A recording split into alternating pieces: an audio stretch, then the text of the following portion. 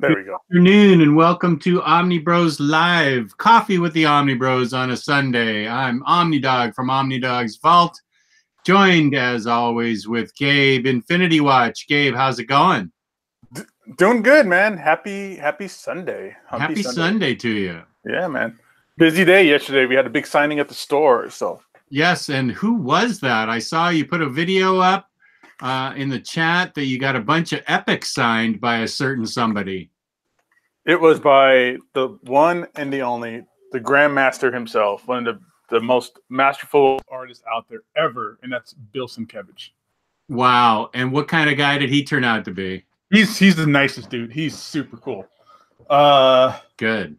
I don't know. It just most comic book creators that I've ever met, there's been a handful, but most of them are like the sweetest, nicest guys, especially in that environment where outside of that comic book store, he's a nobody. But inside that store, he is, a rock star. Right. Super nice guy. Like he did some, he was doing original art for people. He had piles and piles of original art there for sale. It's just amazing to see that guy lay down lines and color and paint in front of you, like live, and see how he works his magic. It's some crazy, crazy stuff. And did he have a big gathering? Oh yeah, you've been to our signings. Our signings, yeah. Like you've been to. Yours is the one you went to was of course J. Scott Campbell and Adam Hughes, so it was a little bit bigger, but our signings are always just 200 people that come through. Really, I thought it would have been more than that. I don't know. It was raining. I don't know. It is what it is. Oh, it was raining? That means a lot because I did a substantial amount of time standing out in the sun trying to stay warm when I was doing the Adam Hughes thing. Yeah. It was raining. I mean, as much as awesome as Bill Sienkiewicz is, he hasn't done a lot of work. I mean, there's a lot of people bringing in like his early stuff, like his Moon Knight stuff, because he doesn't do a lot of interiors. He does a lot of covers and stuff like that. So he's as popular and as fantastic as he is, he's not super prolific. It's almost like Jim Steranko, where he's a big name, but when you talk about the volume of work that they've done, it's pretty small. It's pretty small. Okay, that makes sense. Yeah, but man, he was doing head sketches he was charging $500 for a head sketch. But seeing him do it and see like how beautiful those things are in real life and see how it comes to life, it's fantastic. I mean, he was drawing and then he would put whiteout over everything and smear the whiteout all over stuff and then paint over it again. It's just crazy. This guy's he's a genius. He just has such a different mind when it comes. And so when you say head sketch, was that on a comic book cover or in somebody's sketchbook? The one that I posted the video of, I don't know if you guys saw it on the Torpedo Instagram. It was inside the Elektra Assassin Artist Edition. Oh, whoa. It was like a blank page, and he did like this beautiful Elektra. Oh, that is cool. Yeah, good stuff. Really cool stuff. Plate. Look at this guy. What's up, Gio? Sup, Gabe? Jess, sorry, I'm late. I'm sorry. Hey, better late than never for 1.5 years. So welcome, Week in Geekdom's own Gio. Nice. Thank you. It's great to be here. First time on a Sunday show. That's great. What have you been up to for the past 1.5 years? We're anxious to catch up with you. Wow. Okay. Well, I've been managing this YouTube channel behind the scenes with you guys, I guess. Yeah.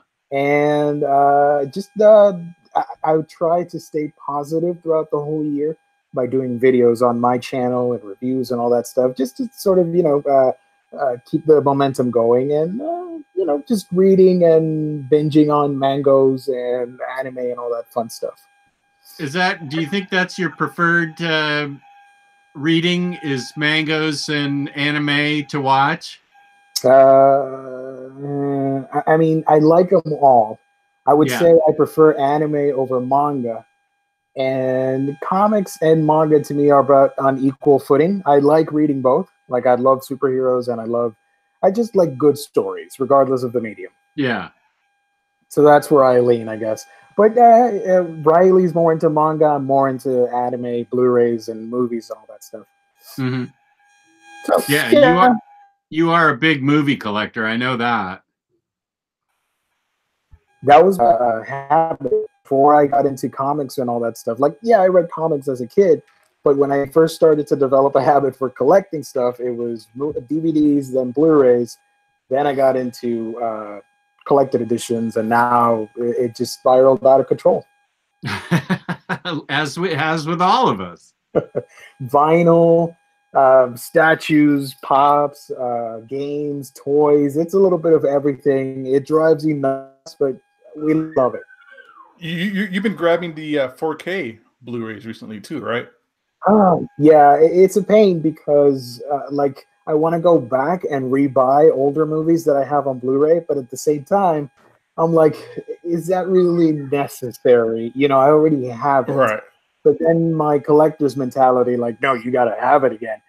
So I don't know. I can't find somebody to sell the movies, and I can't dump them because I feel bad because I get emotionally attached to the things I own.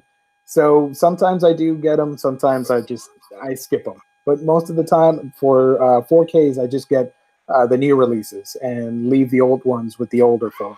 Yeah, no, I hear you, because that's how I was when Blu-rays were first coming out. You know, I had tons and tons of DVDs, and then they were re-releasing them in Blu-ray. So I had to kind of think to myself, does this actually benefit from a Blu-ray release? You know, like a lot of cartoons really, you know, it doesn't really matter if it's Blu-ray or regular DVD. And I guess you kind of have to think the same way with 4K. I mean, I have the 4K Matrix movies, but I don't even have a 4K TV. I just had to get the Matrix on 4K. And sometimes, like, I'll have a movie on DVD, but I don't have the Blu-ray. I'm like, yeah, okay, I'll get the 4K. So it's a pretty big jump from DVD. But for the most people, I agree. Recently, the Captain America First Avenger movie came out on 4K, and if I'm not mistaken, the transfer isn't that noticeable, or it's not like a huge improvement. It's more along like an improved Blu-ray, like a minor bump in quality. So I skipped it. But with other like huge releases nowadays, with like big effects like Avengers, Infinity War, and all that stuff, like, yeah, it's noticeable. So I might as well just go ahead and get the 4Ks. I'm not a huge collector of movies and TV, so that's one thing that I have not. That's one black hole I haven't fallen into. Because Jess hasn't seen most things out there. What's that? I think because most of the movies we talked about, you've never seen. I have seen The Matrix. Well, that's because you're a decent person. Yeah, thank you. Speaking of, The Matrix's 20th anniversary is this month. Oh, wow. Already? Yeah. Already. Oh. I still remember the exact day and moment and situation where I saw the movie for the first time. So I do love that movie. Yeah. Greatest movie ever. It's pretty great. So what are we doing? What are we talking about today, gentlemen? Just whatever's on our mind. I don't know that we have that much news, although I'm going to take this opportunity to call out Cosmic News as a bullshit website. I think that Cosmic News is absolutely full of shit and has absolutely no idea what it's talking about ever. It's bad enough we're subjected to Bleeding Cool, which barely knows what it's talking about. But Cosmic News just makes stuff up and puts it up as news. And as Gabe said in the chat, people believe it. And Cosmic News is absolutely an unworthy news site whatsoever. This latest thing about Disney canceling Marvel Comics has absolutely no basis in fact, none whatsoever. And they put it out as a news item, and it is absolutely bullshit. There's no basis in fact whatsoever. I don't know how they get away with it. That is the internet at its worst, just about, as far as news goes. And Cosmic News should be ashamed of itself. There you go. And fire. Like, that link has been spread all across the internet, all across the Facebook groups. It's getting re-articled by other, sites. So that's like I said, one of the problems is people are actually believing and putting some type of merit and trust and holding up to the idea that Marvel might just be canceled by Disney altogether, which is has absolutely zero merit, zero facts.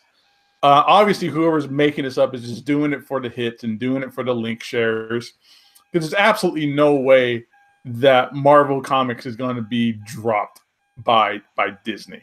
The publishing side is what everybody's talking about. I think they're going to drop the comics. Marvel Comics, the publishing side, will never disappear. It holds too much weight in the subculture, and it still makes a lot of money. I don't care what anybody says. Dwindling sales or not, that's a bunch of hoopla and speculative nonsense. Marvel Comics and comics in general are making a flood of money on a constant basis. I don't agree with the way they're doing it. I don't agree with how they're making their money and how the sales are coming up, but it's still out there. It's still a fact. That's where all the ideas for movies come from, is from these comic books. And are comic books selling as much as they did in the 40s, 50s, 60s, 70s? No, but they're still selling. They're still where the ideas come from. They're still where people are making a good living creating and selling them. And are there problems in the industry? Sure, there are problems in every industry. Are they correctable? Yeah. There's just no way Warner Brothers would drop DC. There's no way that Disney would drop Marvel. There's just too much money to be made off of these characters, and it makes zero sense. Yeah, plus it's just these websites like you mentioned, Bleeding Cool, comicbook.com, all these sites just rely on clickbait and just rumors that they want to pass off as news. And there's a lot of susceptible people online that believe any sort of rumor, so they spread it like wildfire. Usually you'll just have to wait for a press release from a company. But when I see stories from those guys, I'm like, whatever, move along. Yeah, it causes a fake panic. It's one of those things that it is being believed, and it's so much that even we have to kind of talk about it, and we have to kind of discredit it, because the word is out there, and people think it's actually going to happen, or that it's going to be something that could ever happen because they saw it on the internet. It's the same way when people make up stupid fan theories for movies. They go, "Hey, did you hear Galactus is showing up at the end of Avengers Endgame?" It's things like that, and it's just that's the way our society works, and the way that the disease of language works, where it just one person says one thing, and it gets believed, and it passes on, and it passes on. And people like us have to discredit it. People like Joe Quesada has to come out and discredit it. Even recently with Dan DiDio having to discredit that DC is chopping, 50 to 80% of their run. Now these people have to spend this time and this effort to go on to social media to discredit these types of websites. And all that really does is give these websites just a little bit more of that unnecessary credibility that they do not deserve, because they have people like Joe Quesada, Dan DiDio, the OmniBros talking about it now. That's right. We're in league with those guys. That's correct. That's correct. But you know what website is not bullshit? Oh my gosh, that's right. InStockTrades.com. Boom. I got so excited about CNG, I totally forgot about the fabulous InStockTrades.com, where you can get your collected editions up to 50% off. Loyalty discounts add 2% to that. Every quarter, there's an OmniBros Live discount. Over $50 in the United States on an order gets you free shipping. Fabulous customer service, the best packaging around. That's InStockTrades.com. Thank you, Gabe. Thank you, Cameron, and thank you, Emily. Thank you. Those segues are getting better each time. I love it. It's only taken Omar. It's only taken all of us about a year to kind of segue into that the right way every time. but just kills it every time on these spots. Yeah. I mean, it's easy because I mean, we keep saying it, but whether they're the sponsor of the show or not, we've always had a love relationship with in-stock trades, even way before this show began, even before the Omnibus Collectors Facebook group ever existed. All of us were using this website before, so technically, they're the reason we all kind of came together. Yeah, but we love them, you know. But yeah, so Marvel Comics, the publishing site, is going nowhere. Thank you, everybody. So, Gio, what have you been reading lately? Okay, whenever you guys do like a book review, sometimes it lines up with my purchases, and I do have that book, so I always try and do like my own little review for it. I've been trying to put out I've been trying to start reading Super Sons, but stuff just keeps happening that I put it back, and I haven't started yet. But I am planning to start Super Sons, and I am reading a bunch of One Piece manga. But lately, now that I've got internet back, I am re-downloading a bunch of stuff and catching up on some video games. That's what I'm doing currently. What are you playing?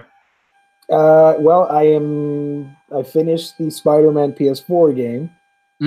I am playing Overwatch again, and I'm downloading the new Apex Legends that people keep raving about to see what all the fuss is about. So, my daughter's coming over today to hang out, she says, but I have a feeling that's code for playing 4 hours of Horizon Zero Dawn. That game is amazing. I loved it. The story is beautiful. I can't wait for you to finish it.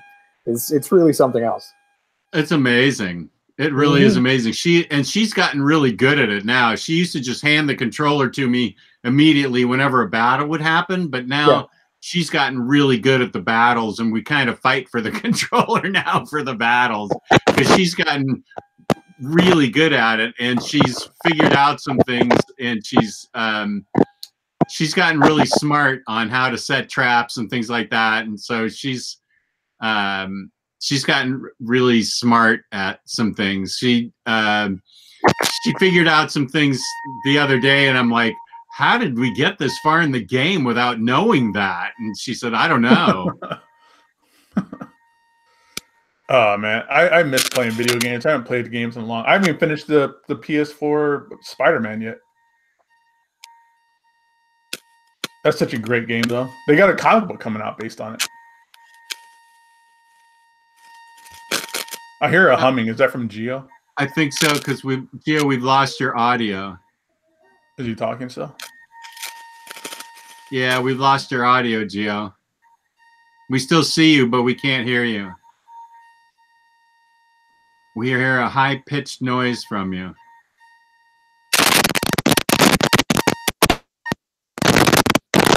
Now we're hearing crackling noises from you. You want to sign in? Try again? Okay, yeah. Sign in and sign out again. Okay.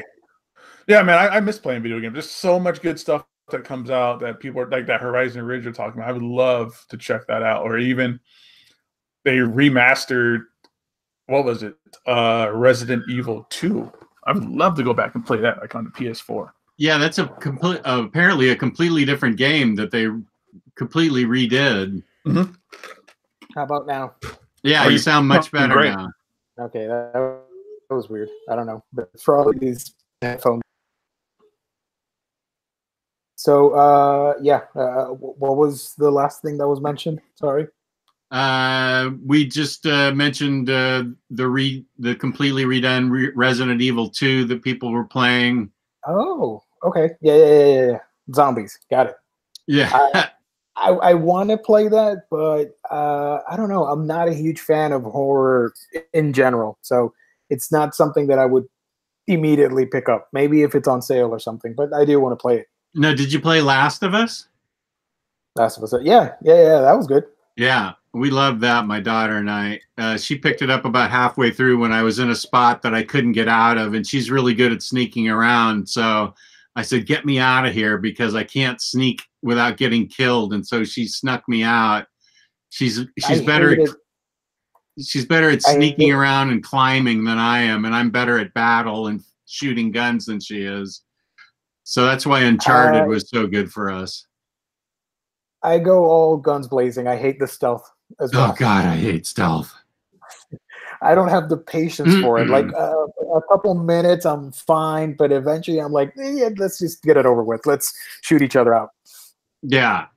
And she loves to sneak around and she loves to climb and stuff. So Uncharted and the Assassin's Creed games are perfect for her because of all the stealth in the Assassin's Creed games. Oh yeah, those are great. I love Assassin's Creed with the whole world building and getting to see all the past civilizations and all that stuff. I absolutely love that game.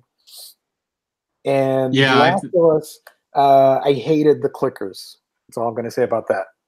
Oh yeah, the clickers were really annoying. Yeah, I still haven't played Last of Us.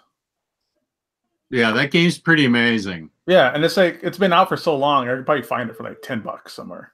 And the vinyl for that is really great. Mm-hmm. Music is remarkable. Yes. Everybody's talking about God of War in the chat. I used to work for PlayStation tech support about I worked there for like 10 years almost. So we used to be able to play these games before they came out. So it'd be like a month or two before like God of War 3 came out, and we would all be sitting there playing it and stuff. So I have great memories of those kinds of games.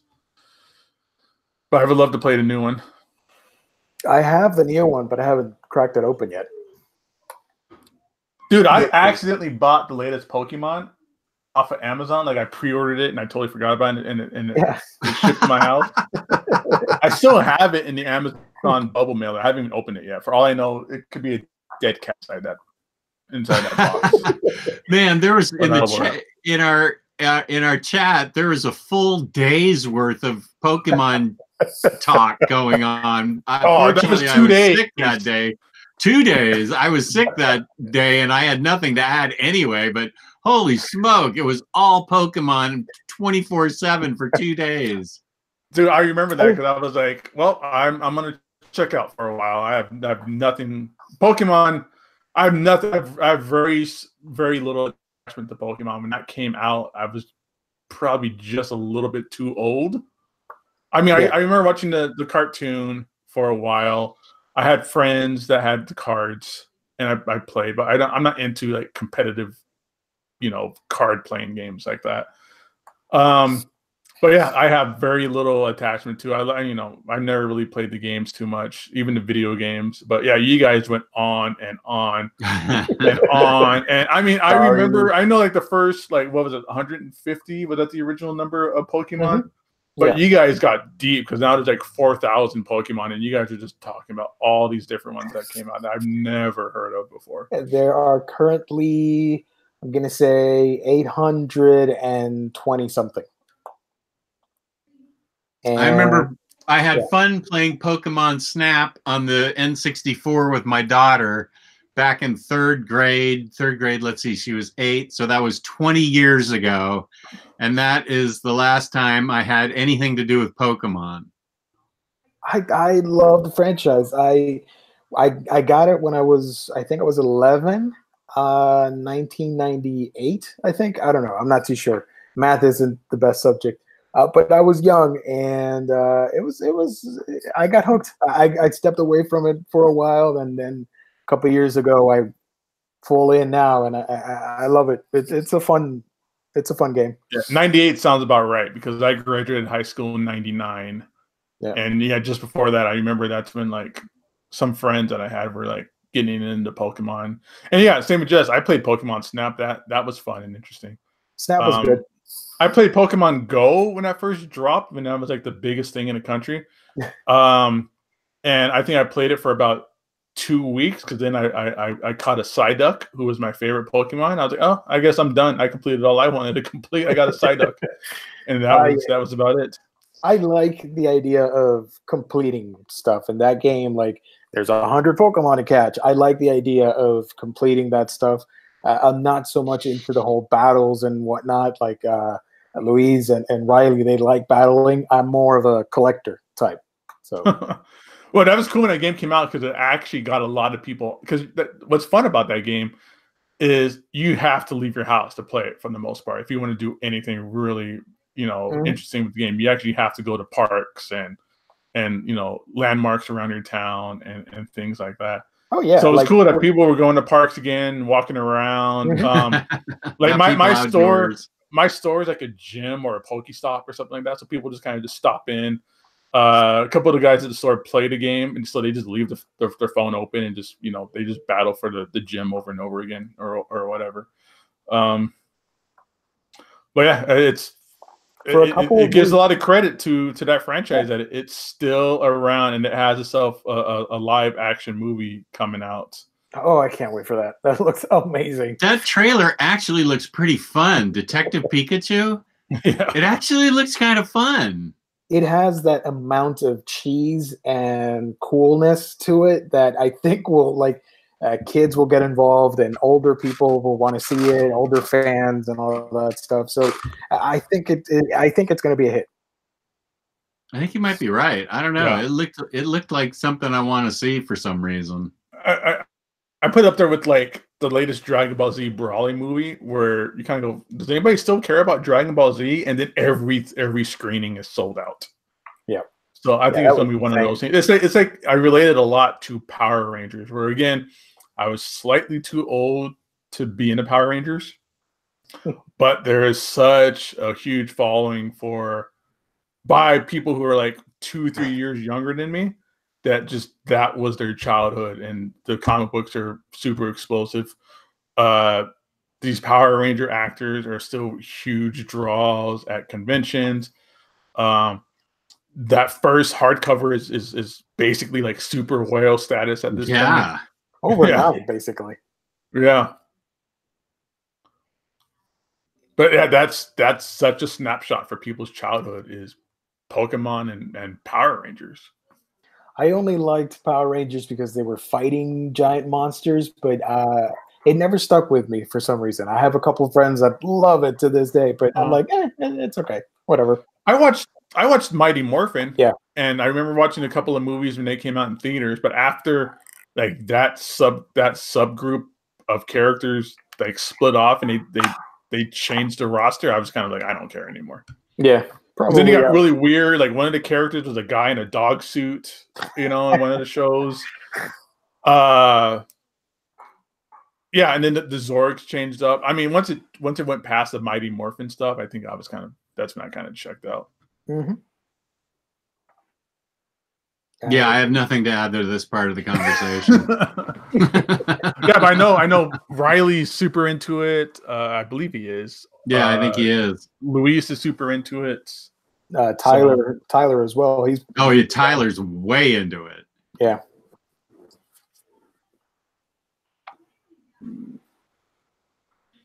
So Captain Marvel comes out this week. Is it this week? It is this week. It's Friday. Yeah, I can't wait. It looks awesome. Going to the Alamo to see it Friday with my movie buddy. I am way psyched. I'm glad it's on the Alamo here because they always do super cool stuff like swag, like pins and pint glasses you can buy. I'd be in trouble. Yeah, I want a pin. I want pins. I want a pint glass. I want a hat. I want a shirt. I want to see the movie. I want food. I want everything. I can't wait. I'm pumped for it. I already got my tickets ready. Actually, yeah, we better look online and get our front row seats. Front row? Well, not front row, but like front row where the bar is. Well, there's a walkway where the server comes and you can get front there. That's where I mean. And then there's the front row. I don't want to sit there, but I want to be right where the server comes. I never understand why theaters still have that front row that everybody hates. Yeah. It's been, how long has theaters been around? Like 75, 80 years? Like how have they not, figured out a better way to do that where every seat is a good seat? Yeah, I don't get it. Here is an excellent question asked by Babylon Shadows. We talk about this in the chat every day. Are you guys going to watch the Hellboy movie? I will. I will I have too. absolutely no problems watching it. It's just another.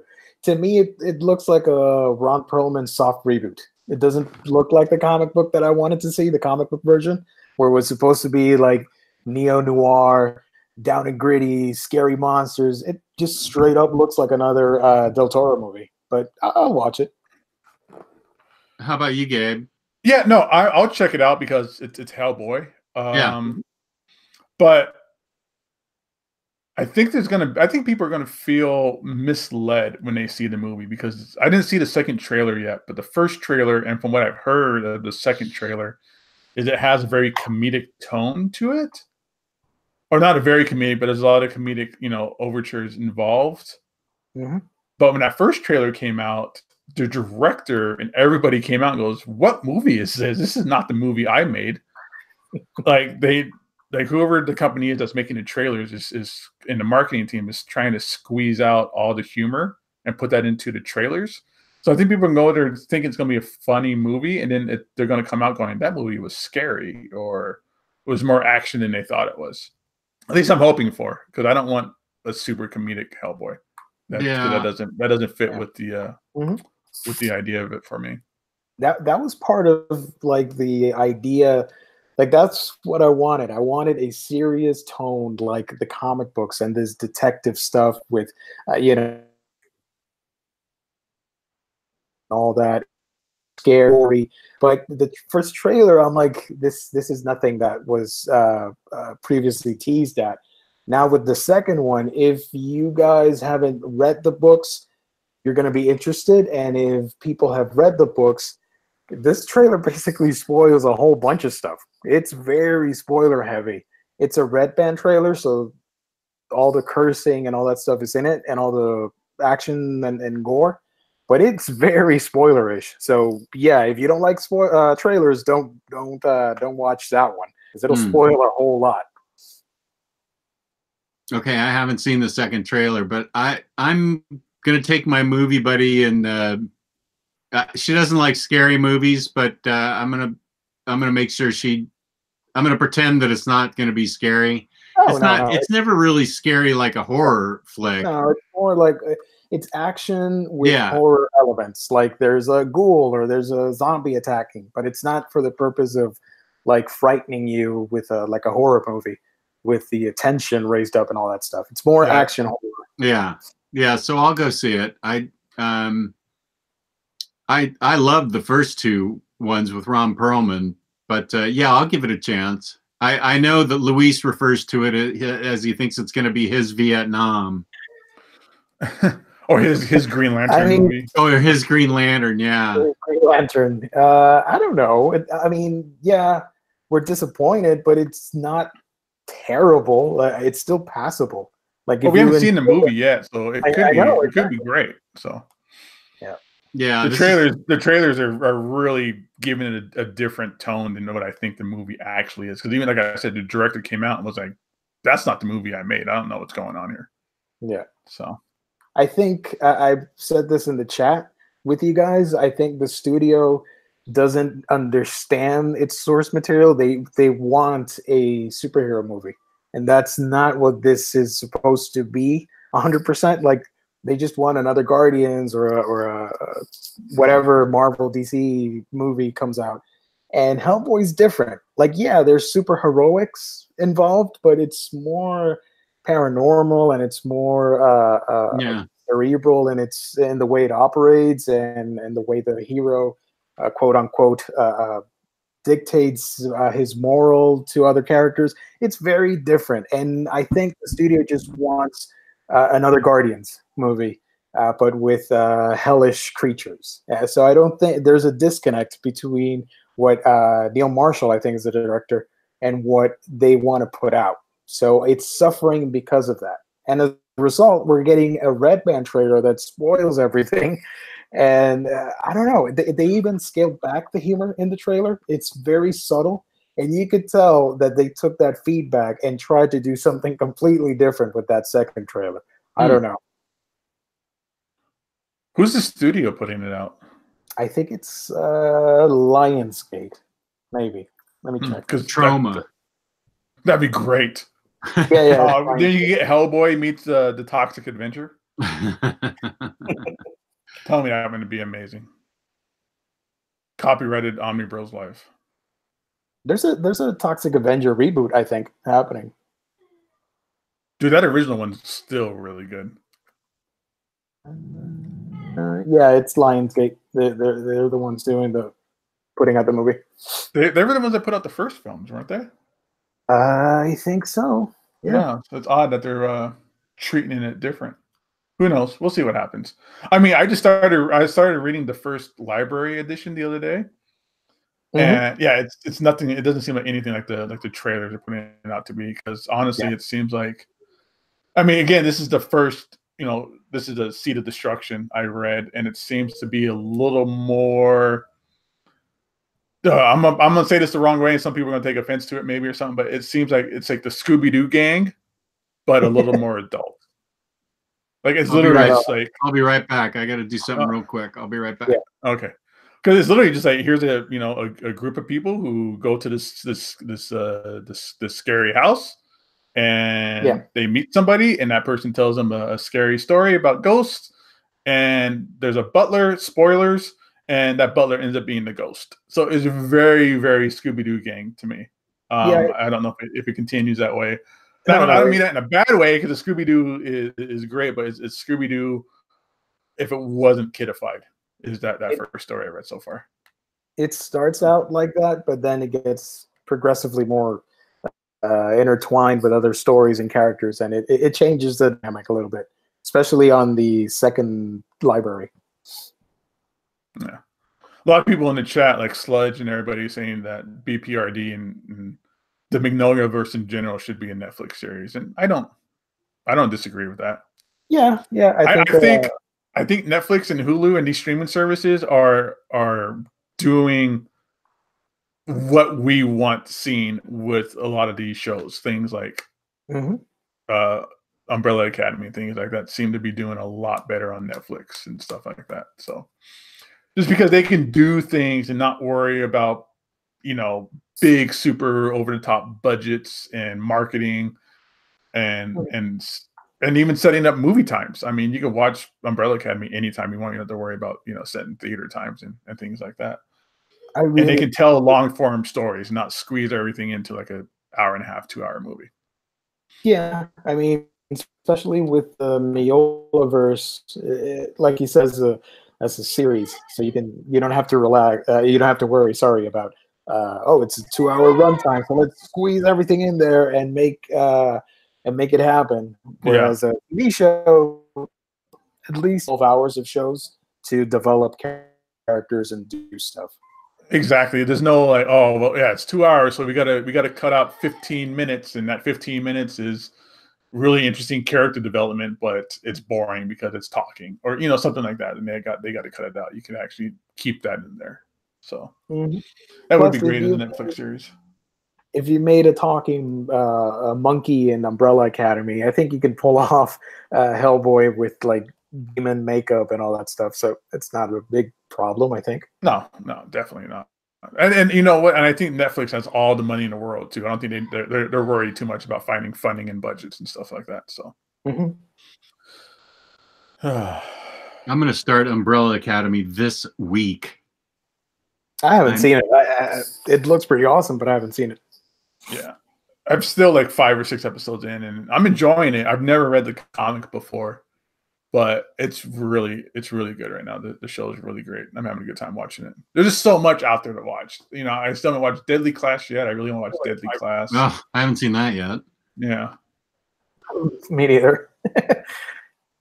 There's just so much out there. I mean, there's so much everything. There's so much video games. There's so much comics. There's so much TV and Netflix that to kind of sort through, and it's not going to stop. Hell, I wouldn't mind if Marvel went under and they stopped publishing comics for a while, so I can kind of catch up. There really is so much compared to when I was a kid, when there was nothing. Yep. And it's so much more than what you had when you were a kid too, Jess. You guys had the Mickey Mouse Club, and that was really it on TV. And that's not an exaggeration. No, yeah. And nowadays, it's you know, you got 30,000 channels on cable and satellite. So there's a bunch of good shows still on regular network TV. And then you have this new thing like Hulu and Netflix and streaming and digital content, which again has so much great stuff to watch. And then there's video games, and there's still the theater movies you can go to, and straight to DVD releases and everything else. It's so much. And it's quality stuff. That's true. There's lots and lots of quality stuff on all these channels. It's almost anxiety inducing. I can't get to it all. Yeah, personally, I had to sacrifice the TV stuff because, again, it's too much between all the books and series, and then in my case with the whole anime stuff, and I just had to cut something. So TV, yeah, unfortunately, I sacrificed that. But it's good. It's good stuff, especially if you can do small shows like 12 episodes with quality writing on each one. It's a winner. Whereas, sorry, I know I'm going to get some hate, but the CW shows, they're way too long for my liking. It's what, 24 hours of content? I don't have 24 hours to devote to just a single show. I agree with that. Yeah. I totally agree with that. And I think that's the one setback that happens with, network television or even Netflix when you're able to tell these long form stories in an episodic format. Is there is sometimes a lot of fat that you wish could be trimmed. And with things like CW Network TV, the secret to it all, really, at least I'm still assuming the way it is to try and get to that magic number of 60 episodes, which then puts you into syndications. Syndications, yeah. Exactly. Whoa, we just got a super chat question. Oh. So $5 super chat from Babylon Shadows. Thank you, super. Thank you. So let's see. The question here is, what's the most obscure series you guys like? I'm reading Elric the Ruby Throne Deluxe Edition, waiting on the second volume. So what's you guys' favorite obscure series? Obscure series. Let's see. Coyotes is pretty obscure. I seem to be the only one reading Coyotes. Clean Room seems to be pretty obscure, but I think I've turned some people onto that. Red Thorn is very obscure by DC. I like Red Thorn. What was that one book you got everybody on? Suicide Run? Oh, Suicide Risk. Yeah, that one Peter M. turned me on to. Suicide Risk. Yeah, that was pretty obscure. If we're talking comic books, I think maybe Manifest Destiny doesn't get mentioned a lot. That's a great book. Yeah. Rumble as well, I really like. It's great. And I don't know. I like a lot of mainstream stuff. I don't know. Let me think. If you want to go totally perverted, check out Prison School. It's a manga about scantily clad people doing not safe for work things. So that's pretty obscure. Let me see. Just thinking, I'm looking at my shelves. One of my favorite, it doesn't really come out much anymore because it's one of those independent books through Image. And the problem with that is, sometimes the creators really fall off track. Orcstain by James Stocco. I loved Orcstain. I think more is supposed to come out sooner or later. But there is one trade out of Orcstain, which is really, really good. This isn't an obscure, this is a well-known character, but I don't think people know or have given the comic a chance or know that the comic exists. But Mega Man and Sonic the Hedgehog, those comics are fantastic, and I don't think they get nearly as much respect and talk as they deserve. And one of my favorite series, which nobody talks about, I think the only other person who even knows what I'm talking about when I talk about the series is Jess, and it's coming back, and that is Aerosmith by Kurt Busiek and I love Carlos that Pacheco. book. Yeah. I love that book. That's awesome that it's coming back. Yeah. All the Fine Young Men. I'm gonna edit that out and make that a sound clip Okay. of you saying all that fine young men. That's the name of the book. Doom Boy is a great book. Let me grab that. That's a pretty. Trying to figure out some book. more. This is a good question. Hip Hop Family Tree, by Ed Piskor. If anybody's into the history of hip hop from its conceivement in the late 70s and into the mid 80s, Ed Piskor, who is the writer artist of that X-Men Grand Design, he did this huge anthology series detailing the creation, the cultivating, and the super duper effects of hip hop and hip hop culture through fanographics called Hip Hop Family Tree. So some great stuff in there too.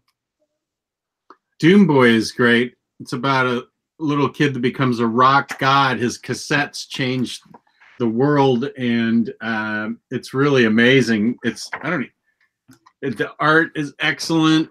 And who's it even by? It's Magnetic Press. They put out great stuff. And this one was a Bon Idlehouse recommendation, but it's touching. It's really amazing how his music just reaches out and changes people's lives. And he's a young kid that becomes a rock legend, and it's really remarkable. This is very obscure. That looks pretty cool. Yeah, I think you'd dig it, Gio. Doom Boy. I'm gonna Let's say see what else I have over here. Doom Boy. Doom Boy. Doom Boy.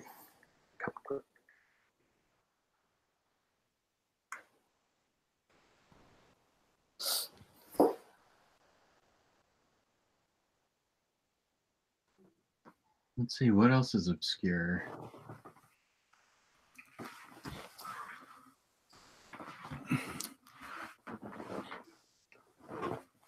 All right, so that was a good question. Shit. That was a good question. That was fun. We might do a show on it if people want. Obscure books? Yeah. That's a great idea. Yeah, it's a great topic. So that means we probably won't get to it for 6 months. We're always we're always grasping it for Thursday topics, that's for sure. Yeah. But I think like the audience likes that. The mayhem and chaos. Of the fact that we wait till the last second for topics? Yeah. People, it's like a Pandora's box. You don't know what you're going to get. I think I think we should have that for next Thursday, obscure comics. That's a great topic. All right, I'm going to harass everybody in the chat with that idea. Caldwell Comics says, watch Omar put out a video tomorrow talking about obscure books. And then on Thursday, somebody, you stole my idea.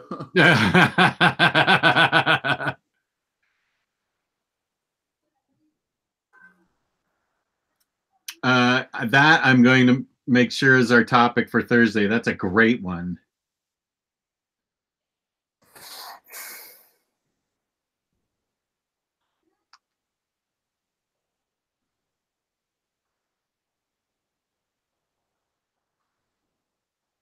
Oh, Gio, are you hunting down any toys? Any Walgreens exclusives? With Puerto Rico having like 50,000 Walgreens? There's a lot of Walgreens. I don't know. I don't have space right now for like Legends display, so I sort of stopped. My friend Josh gifted me the Marvel Legends Silver Surfer, and I think I'm good with that one, you know, to end the collection on. But who knows? Maybe I'll get something later on. Right now, I'm not really looking for anything. Yeah, because Walgreens, they just put out, I think Mystique is the next Walgreens exclusive, right? I think it's already coming out. Yeah, I know some people have already picked it up. And to continue with the Fantastic Four exclusive line they had, now they're doing like a weird Doctor Doom. They're doing the infamous Doctor Doom. Everybody wanted regular Doom, and nope, we're getting Iron Man Doom. Yeah, yeah. That is weird. But do you see those Target exclusive 2-pack Ninja Turtle toys?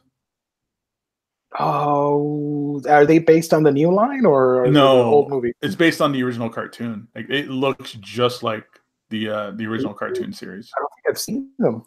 Oh man, it's a 2-pack, so you'll get like it's like I forget I don't know who's who, but I know it's like a turtle and Shredder, and another one's a turtle and Krang, and it looks like Krang. Like he's just a little brain, and I think he has the little walking legs.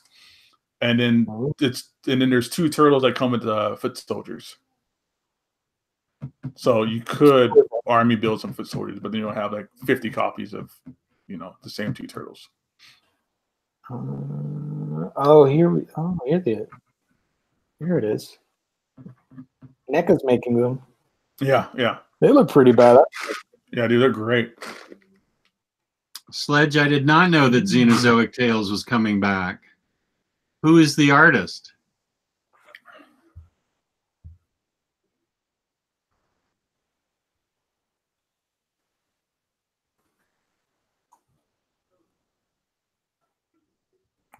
Now you guys are talking about Unnatural in the chat. Ugh. What's that? That book, Unnatural. I don't know what it is. I avoid it, but we have it at the store, and it just looks like it looks very adult. It's fun, but it's not safe for work. It's a little bit too 18 and up. It looks like Miss Piggy. Miss Piggy was a cam girl. What? Yeah. Ooh, Mark Schultz. Wow. I didn't know that.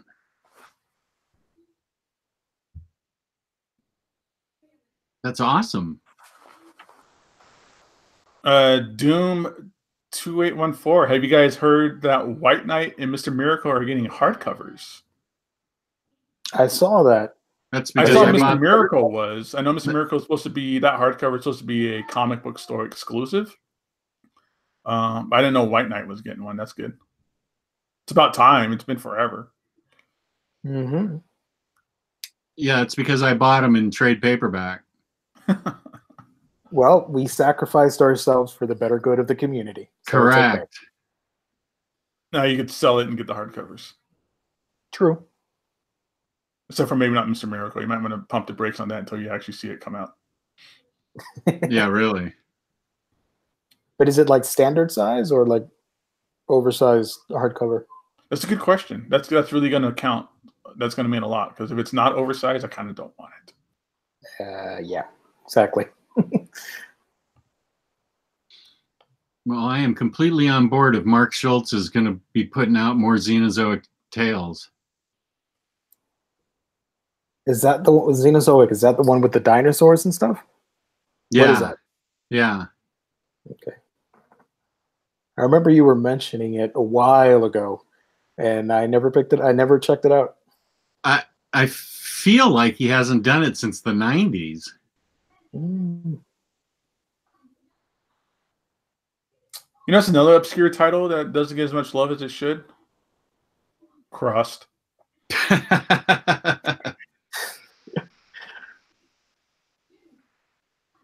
I tried once reading it, but it was a little bit too much for me. I don't know. Here's a question for you, Gabe, from Weapon Venom. Do y'all recommend repairing spines that have come undone over time the same way you made a video on, Gabe? Or have y'all found a new way that's better? That's the only way I've ever repaired a spine is with that certain type of book binding glue that I made a video on. I'm not sure if there could be a better way, honestly, to repair those things. And y'all can check that out on Gabe Infinity Watch here on YouTube. I made a video on how to fix spines that fell apart. Yeah, that was a good video.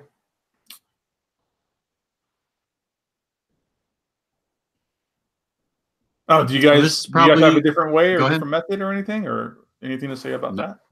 I've never really done it myself. I've never had to do it. I need to do it for the Miles Morales omnibus, but I haven't done it yet. Yeah, because Just is the only person in the world to ever get one that didn't have the spine falling apart. Woohoo! He's got all the luck. I do. It's unbelievable. This is probably a good time for me to mention our fabulous sponsor, InStockTrades.com, where you can get up to 50% off your collected editions. Loyalty discounts add 2% to that. Every quarter, there's an Omnibros Live discount code. Over $50 in an order in the United States gets you free shipping. Percent that. Whoa, why am I repeating? Sorry, that was me. Oh, okay. That's okay. It bears repeating. Fabulous customer service, fabulous packaging. That's InStockTrades.com.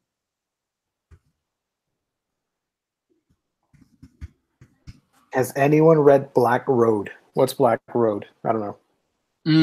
I have Black Road and I haven't read it yet. Is that what do you call it? About 80% of his collection. Is that an Image title, or who publishes that one? I don't know. It's upstairs. It's not here in the main collection. I can't put my hands right on it. Yeah, it's Image. It's about Vikings. Nope, I haven't read it. I just got back, chat. Don't worry, I'll start reading again. But it looks pretty badass. It's very God of War-ish looking.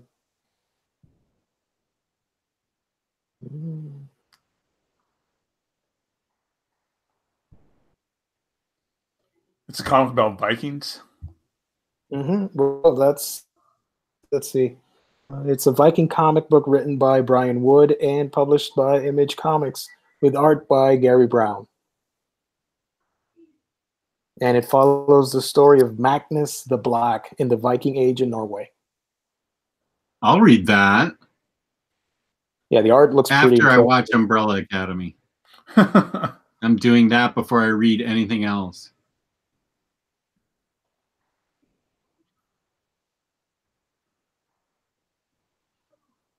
Liked Tyler's post on the group about the 4K giveaway. I thought that was hilarious. Oh, is that the one where you said the last person to comment on this will win a book? There's 4,000 comments or something like that. Something crazy. Jesus. Did anyone read either House of Secrets or House of Mystery omnibuses? Is it any good? Those are collections of the 70s books from DC. So they've got really fabulous art. Some of the best artists like Wrightson and Neil Adams in their heyday. So you're going to want to like Bronze Age DC scary stories. I can't tell you, those are the ones that I grew up on, so I can't tell you how well they aged. I still like them. If I were you, I'd probably download a copy or two and see if the stories interest you or not. They're anthologies, so you know every issue came with 3 or 4 stories hosted by Cain and Abel, and in House of Secrets and then House of Mystery. So I would definitely sample that before you spent the money to buy them. Yeah, because like you said, it's Bronze Age. Like it's Bronze Age DC, but there's like no recognizable characters. Like it's not Batman, it's not Superman. It's all just like horror and mystery type stuff. So right.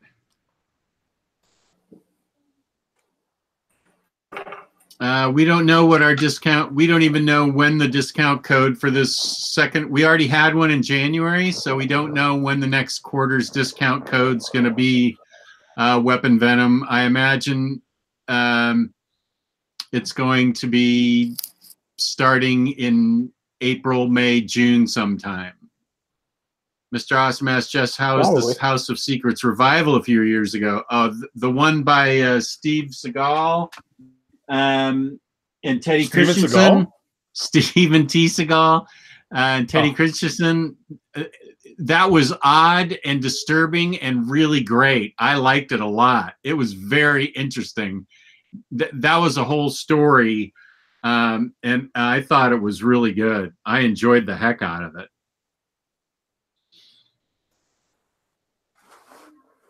And Mr. Awesome, you may not be wrong. They're messing around with some obscure code words. It could well be that code word. I don't know. They have a very funny sense of humor at IST. It could be anything. It could be anything. And they definitely watched the show because a lot of codes that they brought up to us were inside jokes based on stuff we talked about in the show. Yeah. Yeah, especially Emily. She definitely listens to the show. So it could be an inside joke for sure.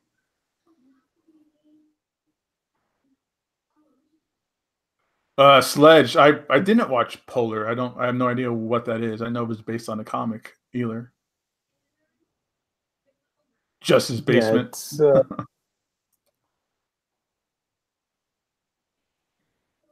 Well, what do you think, guys? We've been on an hour and we've covered a lot of good topics. The chat was really good. You think we should call it Durley the Man of Steel? I doubt it on any of those books. I doubt they'll be getting reprints. Aw. What To be books honest are we with talking you. about? I don't see the question. Fantastic Four by Hickman 1 and 2 and Infinity Gauntlet. Oh. What do you think? It's really hard to say. I think Infinity Gauntlet, in my opinion. No, go ahead, Gio. What were you saying? That I think Infinity Gauntlet has a better shot because of the ending of the new Avengers movie. Maybe we will want to go back and reprint that stuff for new readers. I don't know. Maybe. And I'll challenge that idea just based on the fact that they're reprinting Infinity Gauntlet in every other format imaginable besides the omnibus. Yeah. Yeah, you got a point. There's an omnibus, right, with Infinity and Infinity Gauntlet. God, that's such a ridiculous omnibus. That's idea. a waste of paper. Like, don't buy that, folks. That's gonna be so confusing for somebody who's gonna read it and be like, "Oh, here's this story from the 1990s, and then here's a story from 2014 or whenever that was." It's so weird. They have zero connection to one another. Besides the fact that Thanos is in it. Yeah. Terry Askew, yeah, the House of Secrets book that I was talking about, that's the Vertigo House of Secrets Omni. It's kind of odd and obscure and weird, but very entertaining, and I liked it a lot. But you may want to download a couple of issues and see if it's for you. It's not for everybody. It definitely was for me because I like weird stuff. So take a test ride on a couple of issues and see what you think of it first. Yeah, it's just odd that they haven't reprinted Hickman's Fantastic Four, but then they come out with these weird Infinity Gauntlet, not related Infinity Gauntlet omnibuses instead.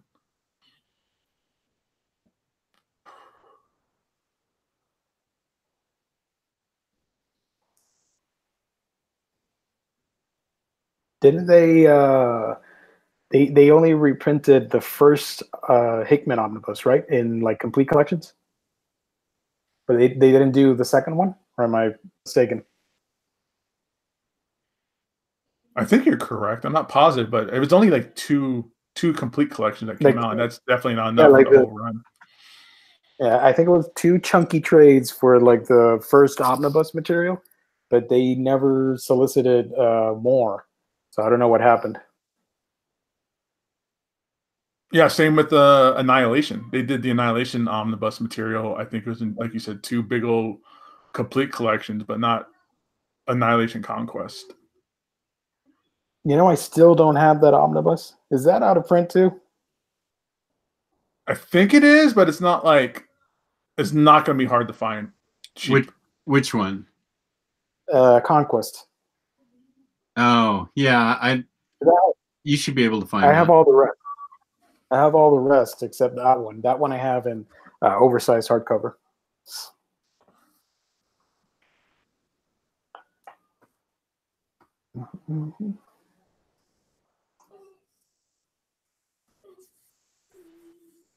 Is Yeah, but then they're Xenozoic putting out Tales that collected anywhere?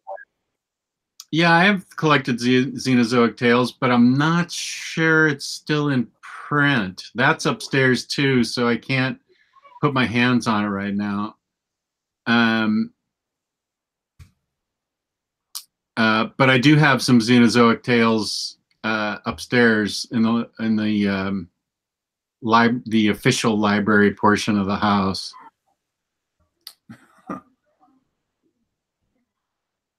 Is the rest of the house considered the unofficial library space? You just have books lying around? It's like got built-in bookshelves, and that's where like prose books go, and I've infiltrated it with some other books. Nice. And I'm going to infiltrate it some more. Speaking of infiltration, how's that funding going for the Harley life-size statue going? Because that looked pretty sweet, I gotta say. That is not going to fly in any facet of my life whatsoever. I highly doubt my wife, even if people bought it for me, would allow that in my house. That life-size Harley Quinn. It was awesome looking though. God, what a beautiful statue. It's so pricey. That's insane. $5,000. Yeah.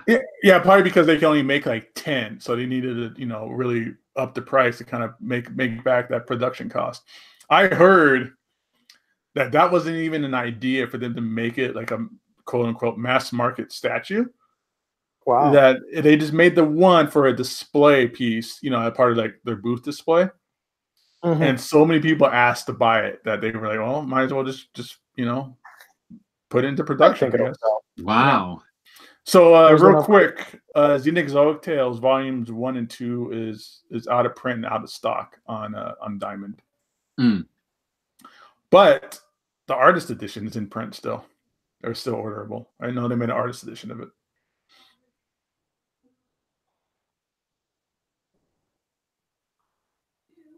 But I doubt that. Nothing against Xenozoic Tales, but I don't think that's like a super expensive book on the aftermarket. Just guessing. Well, you never know. You never know. Yeah, it could be one of those things where all of a sudden it's a $100 trade paperback for no reason. You guys see what the Colossal Conan was going for? $900. What? I think another one recently sold for $1,100. $1,100? Come on. I believe so. Yeah. People are willing to spend that much.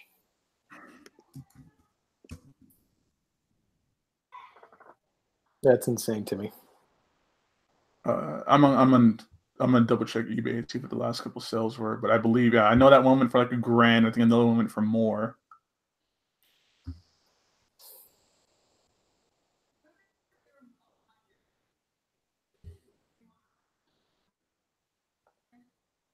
Let's see. 1,075. That was the end of February. A few days ago. I think that might have been the last one. So somebody's selling one on eBay for $1,065.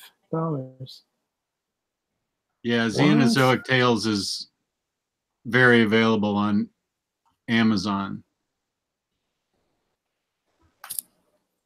Oh, there's a Conan bid going on for the Colossal Conan. It's up to $500 right now, and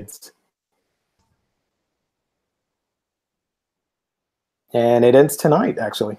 So if you've got $500 to blow away on a book, then there you go. It's available on eBay. Or more, because it's gonna, Oh yeah. If it's bidding, it's gonna bid. Yeah. Man, that makes me look at my book and wonder. $1,100 for that book?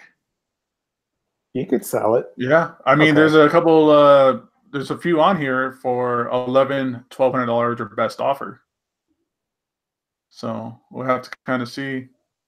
Think of all the stuff you could get. Yeah, that's what I'm thinking. You know, you could get a pretty decent Silver Age CGC book for that price. You sure could. You might be able to get a couple of decent Bronze Age CGC books for that price. Yep. Oh my gosh, that makes me think. I had one of those a while, like a year or two ago, and stole it. I found it at a local comic book store and immediately flipped it. I don't blame you now. Oh, that now. Oh, even back then, it was still like a $400 or $500 book, I think. Yeah.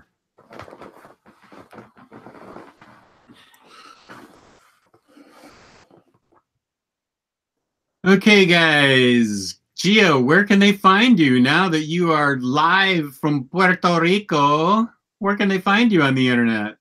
Yeah, and search here on YouTube, A Week in Geekdom, where I talk about movies and anime, manga, comic books, all that fun stuff.